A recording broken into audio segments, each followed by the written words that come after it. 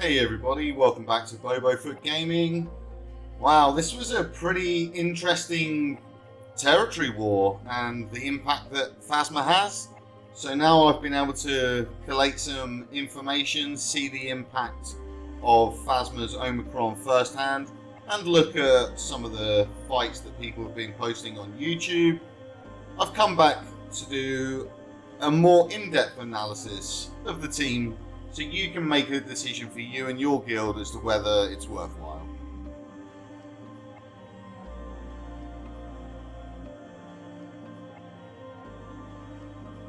Let's start by taking a look at how this team was performing on offense for people.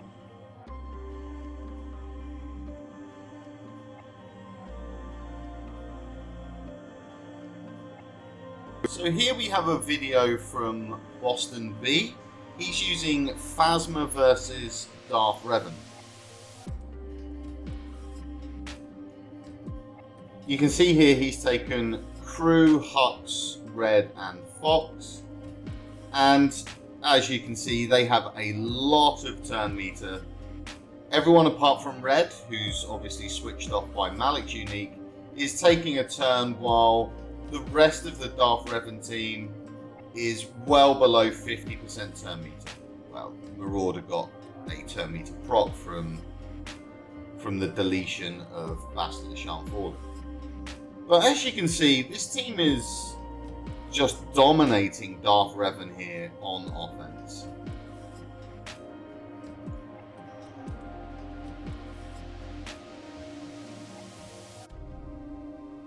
So I think he gets 19 banners here, and I believe the only issue really was that Crew lost the taunt, so Phasma eventually died. I guess the death mark doesn't really matter about Crew taunting, but if Crew maintained the taunt, then the fear from Darth Revan would have only been on 2 targets, Crew and Phasma, and maybe the rest of the team gets going, because Malik very poor at actually killing a Kylo Ren unmasked because of his unique. But apart from that, this looks like a pretty solid, stable counter to a team which you will quite often see on defense in territory wars. The next fight we have here is a very similar team, but he's using First Order Officer over the Fox, and this is versus CLS lead. This is by MJ Zimmer 88. So they start by stunning the Kylo, which seems a controversial move. Obviously the AI doesn't have much say in the matter, but they could obviously pick a better target.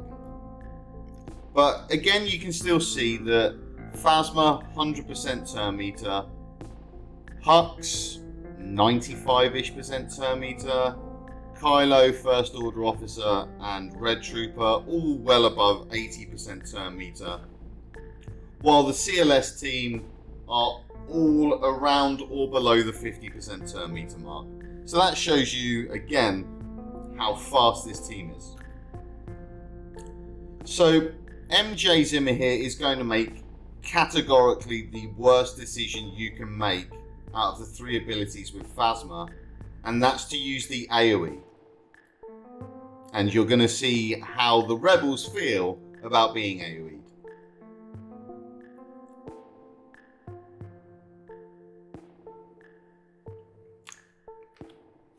Bye bye Phasma. But if we continue watching the rest of this video, you'll see that actually, again, he made some big mistake. He should have cleansed first for another TM influx and then probably just basics. But you're going to see that this team pretty much handles the CLS on defense here. He's going to get a 19. He's going to clean up this team super easily, but he could have got a 20 very easily by just starting with the Phasma turn meter train instead of the AoE.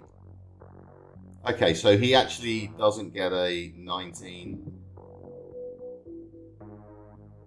He's only going to get an 18. But still, I feel like this would have been a 20 had he have played differently. I understand people are going to make mistakes. They're using a new team. Never used it in this way before. Probably never seen Phasma take a turn versus CLS before. So the next video we have here is from the Supreme Leader on YouTube. He's using Phasma, OG Kylo, First Order Stormtrooper, and the First Order Pilots against a JTR team that has the veterans in the 4th and 5th slot.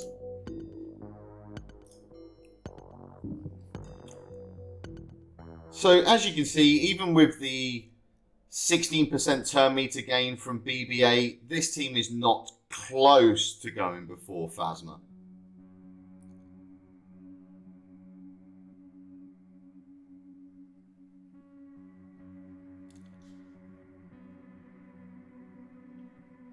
He's perhaps making some mistakes here by going after BB-8 first, because he gets a bit punished by the counterattacks from BB-8 triggering on veteran Chewbacca, and thus who inflicts the daze on basic.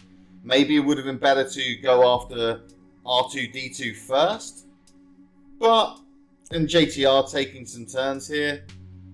But really, it doesn't look like he's having any real problems. Well, I guess maybe they're taking some turns now.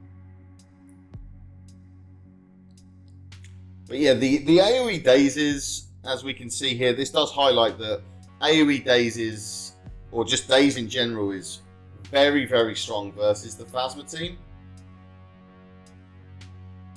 But they're just taking over the fight. He's completely shut down what JTR can do. All of the assists are healing everyone on the team apart from the heal-locked First Order Stormtrooper. Phasma dies. But I suspect he's going to get a comfortable 19. Yeah, a comfortable 19.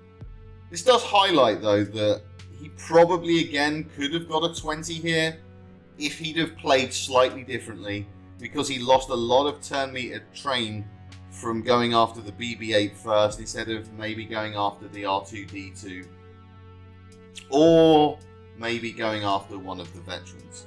This time we have a video from Mitch. He's using Crew, the pilots, and OG Kylo, and he's taking on a Bad Batch team with Cody in the 5th slot. Now, let's bear in mind, I don't know the exact speed of this Echo, but Echo, one of the fastest characters in the game that isn't a GL. And so let's just give him modest mods and say this is 315 speed Echo. There are Echoes out there that are 360, 370 plus. So being reasonable, let's say it's 315 speed. Phasma's going to go first.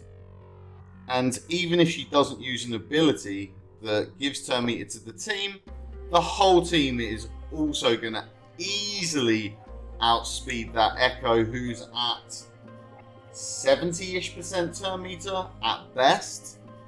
And we're all at 80+% turn meter here.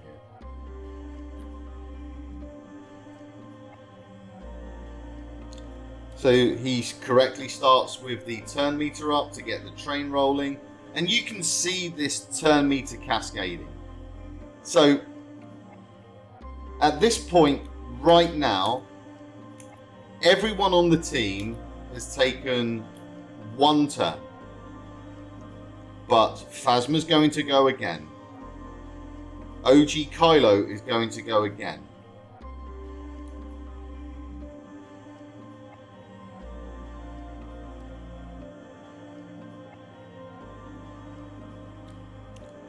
So we've taken 7 turns at this point, and our opponents have not done anything. Still, our opponents haven't done anything. Technically, Echo has taken a turn, but he was stunned. Kylo's going to go. Both the pilots are going to go, and possibly Phasma's going to go before the opponents are going to get to take a turn.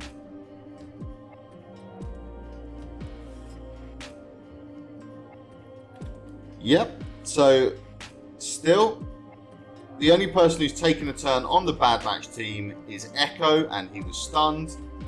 And we're going to have taken, this will be after Phasma and into OG Kylo, our 12th turn.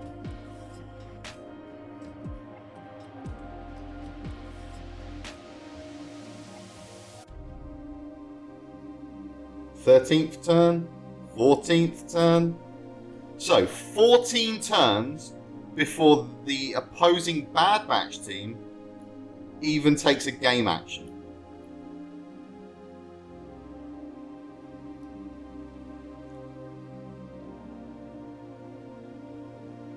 And this fight's done.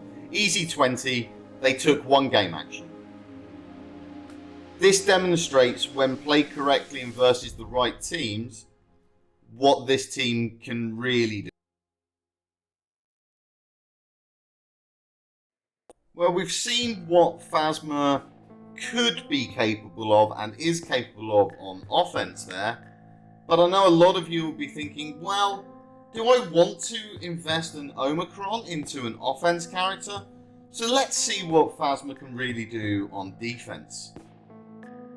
Here we have a video from Jeffer X. He's using the standard GG comp with Newt. And he's facing a Phasma team with Crew, Red Trooper, First Order Special Forces TIE Pilot, and OG Kylo. Now we can see here that the Phasma team gets to start with that big TM train. But you can also see that the problem here is that we're triggering the B2. So the B2 at some point is going to be able to interrupt us. And there it is. So the B2 interrupts, and that's going to keep being able to trigger. And now the GG gets a proc, and the team gets to start cascading. We have no way to stop them once they start, and they get to interrupt our chain and start removing our turn meter.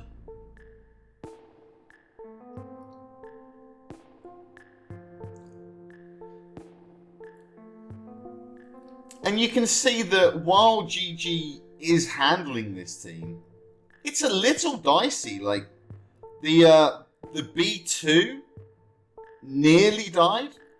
B1 down to 38 stacks. Newt didn't die, and has a spare life. Magna Guard did die. So you would say like 19 banners, comfortable win. But I think if we look at what actually happens in this fight, you can see the key points here.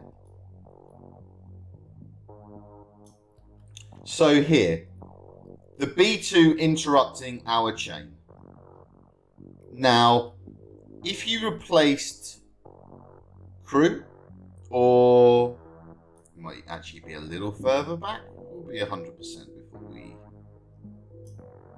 Okay, so B2 took his first turn somewhere along here. Let's just find the spot so we can be 100%.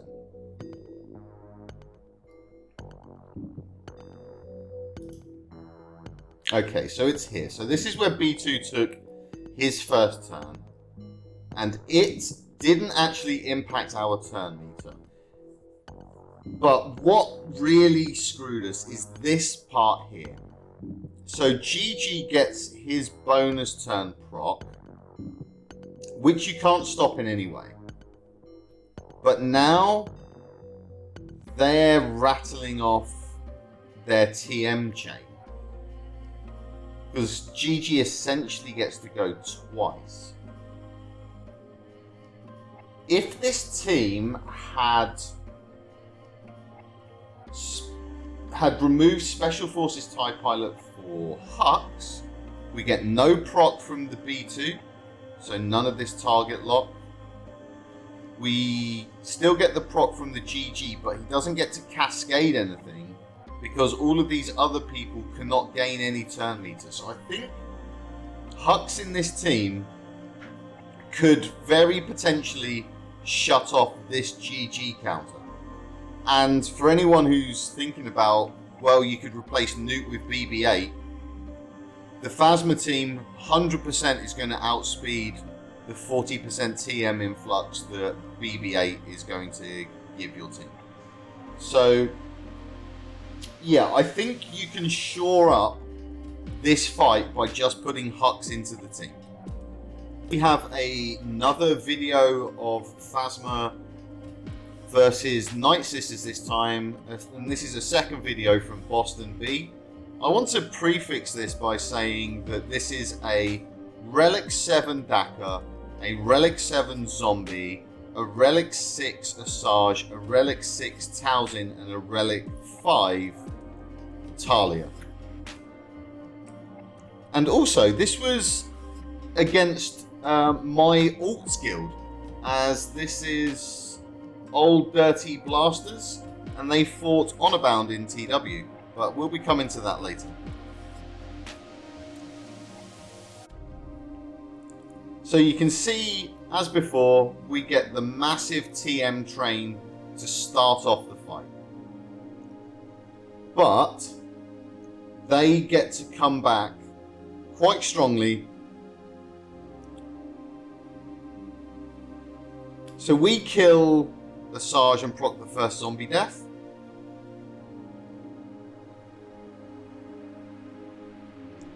Now they're going to try to kill off Red Trooper, which they do. And then they have a nice cleanse, which is great.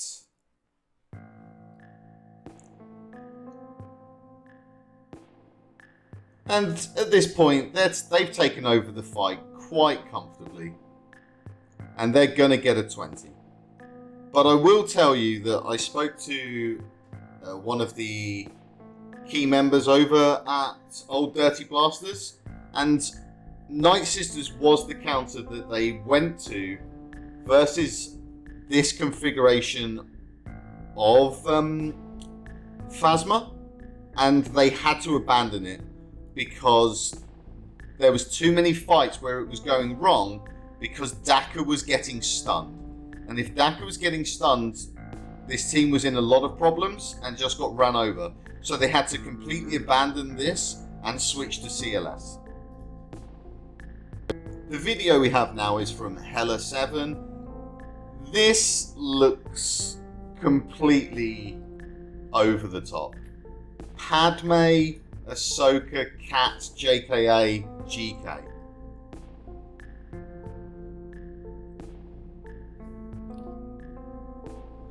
This, honestly, Padme looks like it's going to be the most reliable counter because it's going to need at least GK and probably Anakin, but the last two slots you can use any old scrubby Galactic Republic that you have because you know, from like gearing up for GLs, like you could use Clone Sergeant, Cody, Mace, whatever. It doesn't really matter. As long as you have that core of GK, Padme, and Ahsoka, you should take over this fight easily. It's very strong. Like, the Phasma team can't deal enough damage to ever kill this GK. GK's super tanky. Most people have him at Relegate. He's getting so much bonus protection from the Phasma leadership and unique combination. And eventually you're just going to use courage stacks to absolutely delete someone. Probably not Crew, unless he has healing immunity, but still. Not a quick fight, obviously, so we're going to skip through, but this team is just under no threat whatsoever. Like, yes, Cat's lost protection, but the Phasma team's never going to kill anyone on this team. The one issue with the team, though, is that if you ignore the cat and Ahsoka part of it, you're taking GK away from JMK or from Raycat. You're taking Anakin away from GMK if you're making Raycat and you want Anakin, Ahsoka to go on the JMK team. It's a tough sell. I'm not saying it's impossible, and maybe the Padme team does work with other Galactic Republics and you don't need Anakin Kenobi, but we don't know that yet, and it seems less likely because you should be able to then overrun them. But this is a tough sell counter for me, because while Padme may not be used super efficiently anymore in TW, there are homes for her. Anakin and Kenobi are at quite a premium, especially Kenobi. Maybe it's worth it if you're fighting a guild that's going to have a lot of these Omicron Phasma, but it is a tough sell. The last video I wanted to show is from Sid Fishius, who has a fantastic YouTube username. That's great. As this was one of the teams I thought originally could be a counter to Phasma, just because of how tanky this team can be with its health recovery and the damage it's going to deal from people assisting, etc. And this guy here has not messed around. He's got Thrawn and Gideon also in this team. Thrawn to lock someone down, Gideon as both a super fast character and a way of reducing the incoming damage from the team to try to shore up the potential frailties of the Triumvirate and make them that much more tankier. So let's see how it works out for him. So Phasma's going to go first, Hux is going to go second, Fox is going to go third, Red Trooper's going to go fourth, Crew's fifth, Phasma's sixth, Fox is seventh, and Gideon's dead.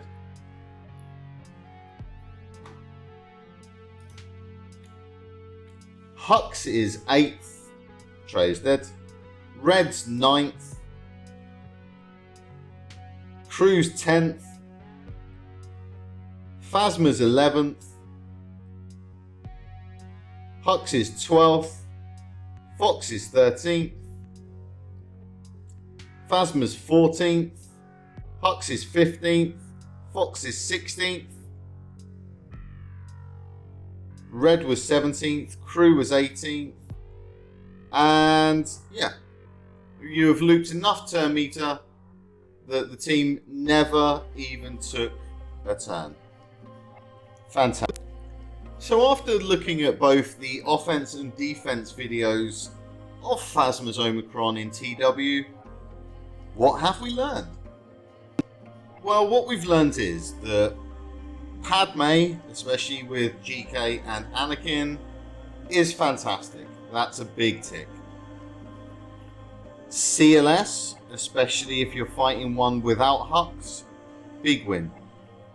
GG, again, fighting one without Hux, big win. Night Sisters, 2 RNG to be consistent, will cost you a lot of banners. That's a no-no. Treya doesn't take a turn. GG versus Phasma with Hux, likely going to be a no-go.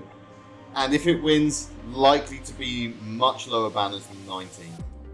CLS versus Phasma with Hux, again, likely a no-go. Because the AI will certainly use the first special instead of the AoE to start with.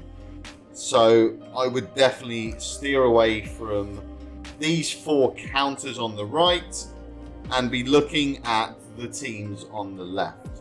Another one you can consider would be Darth Revan, but I think that's far too often seen on defense to want to take it to offense just to beat this team. Before I go on to doing a quick evaluation on how good or how bad I think this team is, I just wanted to clarify some things that I've seen a lot of people getting wrong regarding Phasma and the starting turn meter. So, the way uniques and leaderships work is that when a match starts, the unique of the leader is applied first, and then the uniques applied in order from slots 2, 3, 4, and then 5. After these uniques are all applied, the leadership will be applied. So while Hux gives advantage to everyone at the start of the fight on his unique, and Red Trooper starts with advantage at the start of the fight on his unique, none of these will proc the Phasma leadership, so not the stacking offense and not the turn meter gain, because at that point the game hasn't recognized that Phasma's leadership has been applied to everyone on the team. It is the last thing to be applied. So as you can see from this screenshot, CLS's Rebel Maneuvers has just been applied, and this has been done on a frame by frame. And then Phasma's Fire at Will leadership has been applied. Then you can see that as part of that resolution, advantage has been applied to everybody on the team, and everybody on the team has that 37.5% turn meter gain from the Phasma leadership. This is the most you can start with on this team.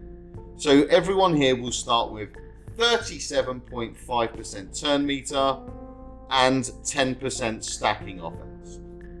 No more, no less. This is what you're going to start with. Conclusion. It's tough to say. I think the Phasma Omicron is extremely powerful. But the team really wants to take Hux. Hux is the one unit you need under Phasma to shore up a lot of the other counters which can just steamroll you and get very cheap and easy wins, like your Night Sisters, your GG New, your GG BB8, etc, etc. So, yes, this team is great. As you can see here, we put in my Alt Guild on about 23 Omicron Phasmas on defense. 19 of them got a hold. Our opponents lost 98 banners versus this team. And in the comp we used, which was the one I used from my previous video, I felt that, yes, our opponents will probably CLS this, which is what they had to revert to doing, so that was great, because we set 2 zones on defense that really wanted CLS to be used as the ideal counter, Phasma and Gas. The Phasma zone was beaten, but our opponents then couldn't actually beat the General Skywalker zone, and off of the back of that, we won the territory war. Fantastic, that's our first Relic 9, so super happy about that. This wasn't with a Hux comp. Going forward, I would say the team you want is Phasma and Hux for sure. I would want to use Red Trooper, not just because he's a great damage dealer, but he has a super relevant second special, which is another 37.5% turn meter influx for the team. I think original Kylo Ren, again, super important, as that's a 25% turn meter influx for the team. And then that 5th slot, you have a few choices, and it really depends how you want to use SLKR. If you feel you need 2 tanks with SLKR, then obviously you can use one of the pilots with Phasma. If you can take a tank away from SLKR, I think the one to take is actually First Order Stormtrooper, as while he doesn't pre-taunt is utterly irrelevant because he's going to take a turn before the opponent's turn. He has additional counter chance. His counters can call other people to assist. He has a dispel on basic. He's quite a thick unit, so he's very good. I would have First Order Stormtrooper as the 5th. And I think, while maybe not the super high-end guilds like More, Core, those other top 10 guilds, Wolfpack, etc., they may not go in on Phasma straight away. And I think that's a wise decision, as over the next 3 months, or 2 months, let's take it to the point when Boba Fett is released, we have a number of Omicrons. We have 3 Omicrons for Boba. We have the Phasma Omicron, not the Rose Omicron, it's garbage. We have 8+ other characters that we know are getting an Omicron. There's the Dash Omicron, the 3 other marquee characters for Starkiller, and Starkiller Omicron. So I don't think you can make, at that end where it can be really important how you invest your Omicrons, I don't think they can invest until we know what Darth Starkiller's Omicrons are, because at that point we'll know all the marquees and probably half of the reworks. That's probably when you'll see the top guilds doing their Omicrons. If you're in the 360-ish or less bracket, which is where my alt guild is, this seems a fantastic investment. It's, if you ignore the Padme weakness, it's a pseudo gas DR level team. Like, it has narrow counters, it's extremely powerful, like maybe not in terms of damage, but the raw amount of turns it can take. Very similar to Troopers, but also it's faster than Troopers and it can't be beaten by Troopers. So it's very strong, it's very robust. It has a few weaknesses, but it's in TW, outside of GLs, it honestly, it has to be a top 5 team. Maybe a top 3 team. It's very good, and if you're looking for an Omicron to invest in, especially if you're definitely not getting Boba and you're definitely not getting Starkiller, this is a really good Omicron, and I couldn't give it high enough praise. I think it performed exactly how I wanted it to. It influenced the TW fight exactly how I wanted it to, and the things I've seen of it, it's performing very well, and it's going to do good work for you, especially if you mod it and you set it up in the way we've talked about. So with that in mind, guys, just a quick roundup. It's great, get it. Hope you enjoyed the video. Hope you'll tune in again for more videos. I'm going to do one of these on how to use the new Boba and the potential teams that could be fantastic for him, not just in TW but in Grand Arena as well.